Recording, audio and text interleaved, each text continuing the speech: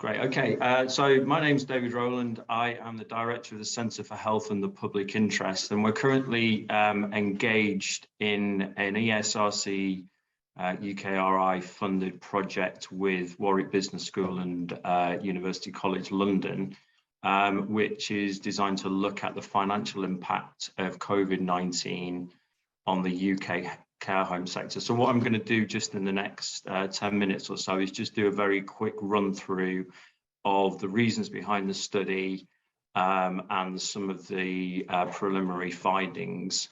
We're at the stage where we're trying to just validate all the various different bits of financial analysis that we've undertaken. So I'm not going to go into any great detail there, but just to give you a flavour of what we've found and also the nature of the study that we're currently engaged with. Okay, so this study forms part of a, as I say, a wider project that's funded by UKRI ESRC with Warwick Business School. CHPI, for those of you who don't know, is an independent research think tank who has previously done work looking at a number of issues related to this subject. One is care home financing, which we did a big report on in 2019. And back in 2013, we also did quite a significant study looking at the UK's preparedness for a pandemic. So we brought our expertise together in that respect to assist in the production of this study. And we're also working with a partner organisation, Company Watch, which is a financial risk agency who have carried out most of the financial analysis that I'm going to talk through here. I think it's important to stress that this is just one part of the study that we're engaged in with Warwick Business School. In addition to actually trying to understand more about the financial impact of COVID on the care home sector, we're also undertaking qualitative interviews with care home workers and managers to try and get a better understanding of that particular dimension to how COVID has played out. And obviously, you know, the extremely important and useful research that's been presented this morning gives a flavour of some of the other dimensions relating to you know, working as a nurse in a care home or the experience of dealing with infection control measures. What we're particularly interested in here is how the financial challenges posed by the pandemic have manifested in terms of particular experiences for care workers and managers. So it's a two-pronged study in that respect. It's going to be doing the sort of very detailed quantitative stuff as well as some qualitative stuff as well. So I just wanted to begin by trying to explain a little bit about why the financial health of care homes matter, because it's often treated you know, by the media or by government and by commentators, it's been a very kind of black and white issue that this is about whether or not care homes are going to close or not. We think it goes beyond that. And in addition to the fact that obviously care home closures are problematic in the context of a pandemic, there's a very urgent need on the part of government to be able to avoid widespread insolvency, because this would have knock-on consequences in terms of the care for older people, as well as for acute hospitals as well. We're also interested in the potential link between financially distressed care homes and the ability to deliver good quality care. We don't think there's a significant amount of research that's actually explored that, but it sort of stands to reason in many ways that care homes that don't have enough money and are struggling are less likely to be able to deliver good quality care than those which have a larger amount of resources. In the context of a pandemic as well, obviously a financially distressed care home is potentially less likely to be able to respond effectively to an infection outbreak. So there's a strong link there in terms of the financial health of the care home company and indeed the care home providers and what the actual lived experience is like for care home workers, managers, and indeed residents of the care homes. Finally, the other reason why it matters is that over the longer term, if you have low levels of profitability and high levels of insolvency within the care home sector, this is likely to lead to a mismatch between supply and demand. And I'd rather use the term need rather than demand in this context, but I think that's unfortunately the way that investors and market operators see it. But also in terms of a lack of investment in future care homes provision as well, in terms of upgrading care homes. So that's kind of why it matters, really. So in terms of what we set out to do with the analysis, we wanted to focus our attention on specifically those care homes which provide services to people aged 65 and above. And that includes nursing and residential care homes. And it's focused right across the UK as well. So it's not just looking at England in isolation, but trying to get an understanding of financial risk right across the 4 countries of the UK. We wanted to understand what that financial health looked like prior to the pandemic.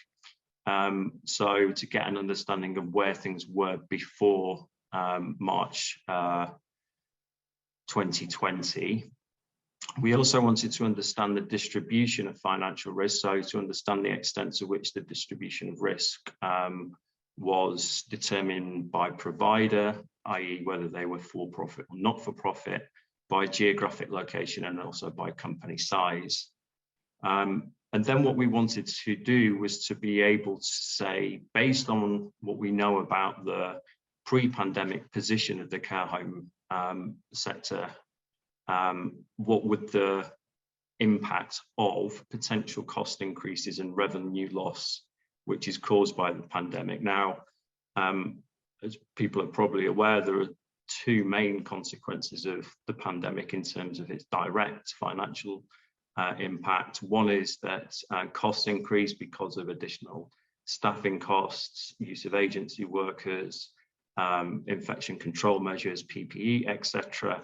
And then also, in addition, a revenue loss caused by a decline in occupancy, either as of a result of care homes being unable to take in new residents, the high mortality rate amongst residents within care homes, or the reluctance on the part of families to refer their family members into the care home sector in the middle of a pandemic. What we haven't included in this financial analysis is the significant support provided by government in mitigating these financial risks. What we've attempted to do, really, with the data available to us, is to understand where things were pre-pandemic, then to do some forecasting. We'll only really be able to see what the full impact of the pandemic has been on the finances of the care home sector in March next year, when we get more detail from the financial accounts of the care home companies. So what we're presenting here is the sort of overview of the first study. There'll be a second analysis which will be done once we've got the financially published data. Okay, so just to give a little bit of background on the methods, and I won't go into this in too much detail, but what we needed to do initially with Company Watch was to be able to identify all the care home companies which provide services to people aged 65 and over in England, Scotland, Northern Ireland and Wales, and then to be able to segment those care homes according to geographic location, size in terms of revenue, and also provider type, so whether for-profit or not-for-profit. We then asked Company Watch, who pulled all of this data together, to analyse, using the publicly available company accounts, a number of risk indicators which are common within the world of financial risk, to identify any areas of concern. And these were profitability, the net worth of the company, the extent to which the company had working capital, gearing, as in terms of the actual availability of the company to be able to meet its debt repayments. And Company Watch, as a financial risk agency, was also able to provide its measure or score of financial risk for each of the care home companies that we looked at. So what we wanted to do was to establish, first of all, an aggregate risk profile for the sector, and then provide a risk profile at a company level according to these various segmentations. Having done that, we then wanted to just see what would happen to that pandemic, pre-pandemic baseline as a result of particular increases in costs and decreases in revenue. So we plugged those into the pre-pandemic baseline to come up with some results. Okay, so just to give you an example of the kind of the scale of the study, and also I think there's something quite interesting here in terms of the distribution of the providers of care homes. So in the slide you'll see headings: companies with full profit and loss accounts and companies with no profit and loss accounts. Broadly speaking, and this is not how you would define it technically, but that divides between big care home companies and small and micro care home companies. And so what you can see from that is that in the UK, a significant proportion in this study of the care homes which are provided, services which are provided in this country, are run and operated by small care home companies.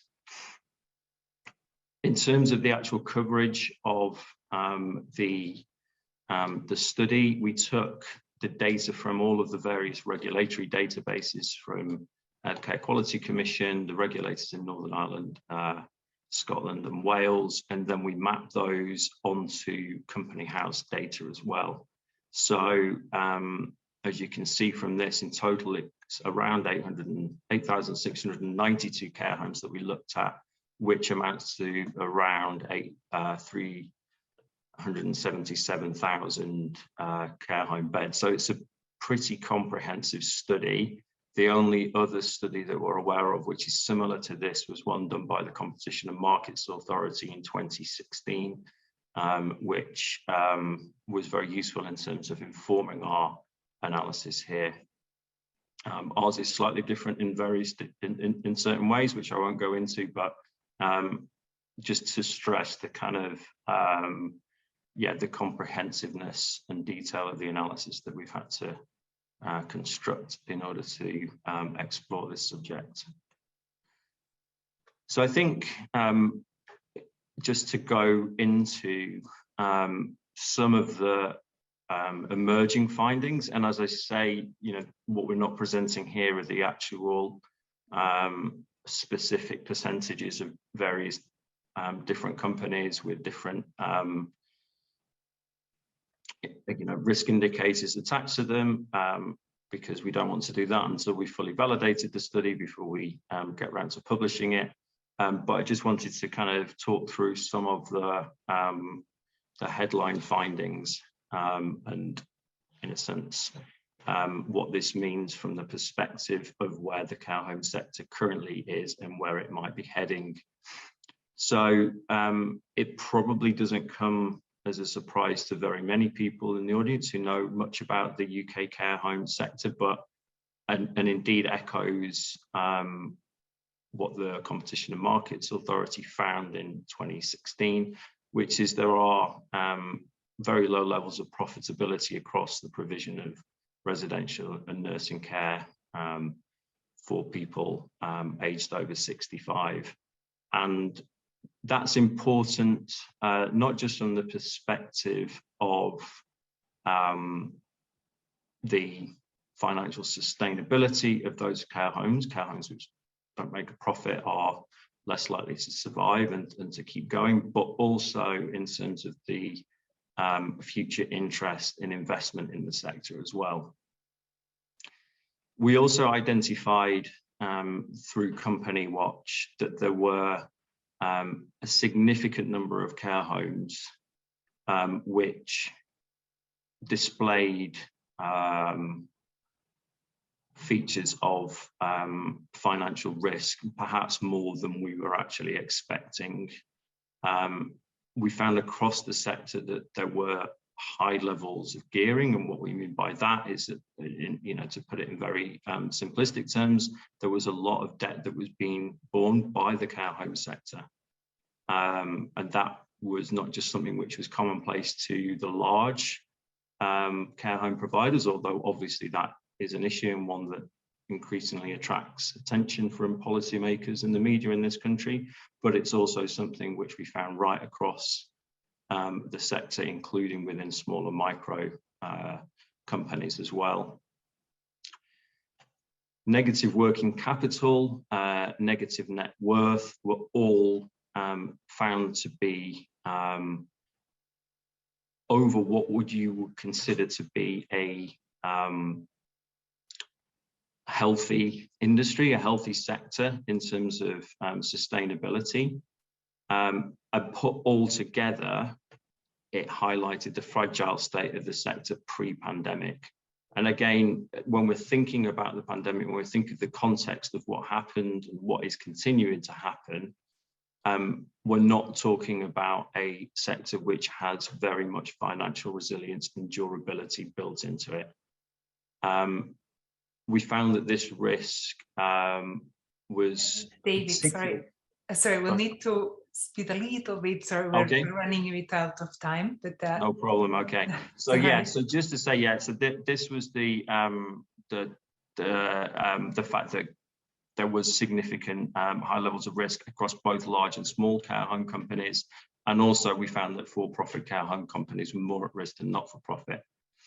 What we did then was to do analysis of the potential increase in costs and decrease in revenue, and the outcome of that was that there would be a substantial number of care homes without government support, which would make them unsustainable. So this, in a sense, justified the need for significant government intervention throughout the pandemic to prevent widespread provider collapse. What we haven't looked at, but which is really important, is to think about how that provider collapse was avoided. And government obviously put in a significant amount of money, where to calculate exactly how much that is, either through the Infection Control and Testing Fund, through the provision of free PPE, through grants to local authorities, etc. But there were other areas of mitigation as well, which weren't directly just about the provision of funding and support from government and local authorities. You had care home companies that were effectively deferring the payment of national insurance and other tax liabilities. We know that lots of care home companies have added to their debt through taking out government-backed loans. We know that significant numbers of care home companies have used furlough schemes to cover their staff costs. In addition, one of the things that is very important in terms of ensuring that care homes have been able to survive throughout the pandemic is that the lenders who obviously the care home companies owe money to, and the landlords, many of whom own the properties that the care home companies are operating on, were reluctant to call in their debt obligations in the middle of the pandemic, either for PR reasons or because they considered that staying in the market and staying in those properties was in their long-term financial interests. Finally, there was a restriction on the amount of care home companies which could go bust because of the actual limits on wider debt collection across the economy. So just to say that those were the initial risks that we identified in terms of when we began the study, but since then what we started to see are other risks that are emerging which are less amenable to government grants and the provision of equipment. And one is mandatory vaccination of care home staff, which is contributing, it seems, to wider staff shortages and higher staffing costs, increase in the national living wage, other inflationary pressures, as well as the fact that new reforms to social care legislation in the UK have the potential to take away some of the cross-subsidy which is occurring in order to keep some of the care home companies going. So I can finish there if you want. I realize that we're kind of out of time, but just to say that in terms of the next steps, we'll be publishing an interim report early in the new year, which covers this research in more detail. And we're also going to run a separate financial analysis in March 2022 to get a better understanding of what actually happened throughout the course of the pandemic. Thank you very much, David, and thank you all of you in this session. Unfortunately, we won't have time for questions. That really, these are very different studies, but I think they also give us a very, very good overview of the challenges in care homes, both for the staff and then the model of financing and implication. And it's interesting to think of some of the implications in terms of the staff time required to operate during the pandemic, and then looking at the other side at the costs. I noticed, David, there's a question for you on the chat, so maybe you could answer it in the chat. And please, all of you who presented, come back to us when you have more papers published. We have shared on Twitter as well the link to the first study that Kathleen presented. We'd love to capture some of this learning into the living report as well. So please do email us as any findings emerge. And we may have to come back to you, all of you, later in the year to hear a bit more about this.